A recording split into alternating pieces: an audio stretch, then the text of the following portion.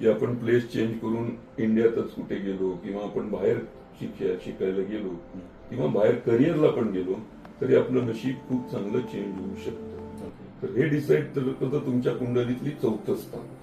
चौथ्या स्थानात दोन पापग्रह एकत्र येणं किंवा वाईट योग होणं असं काही घडलं तर तुम्ही किंवा चौथ्या स्थानाचा मालक किंवा ग्रह जो असतो तो चुकीच्या 8व्या स्थानात पडणं 12व्या स्थानात पडणं असं काही घडलं तर तुम्हाला जिथे तुम्ही जन्म घेता तिथे तुम्हाला यश मिळत नाही. तो जर स्थान 12व्या स्थानात पडला तर तुम्ही फॉरेनला खूप चांगलं यश तुम्हाला मिळू शकतं आणि तिथे परत राहू या ग्रहाशी जर संबंध अजून आला तर खूपच चांगलं फॉरेनमध्ये सेटलमेंट होऊ शकते. इव्हन मुलं पण आपली बाहेर गावी गेली किंवा दूर गेली शिकायला किंवा बाहेर परराष्ट्रात गेली फॉरेनमध्ये शिक्षण तरी त्यांचं रात्रंदिवस असं खूप प्रगती होऊ शकते.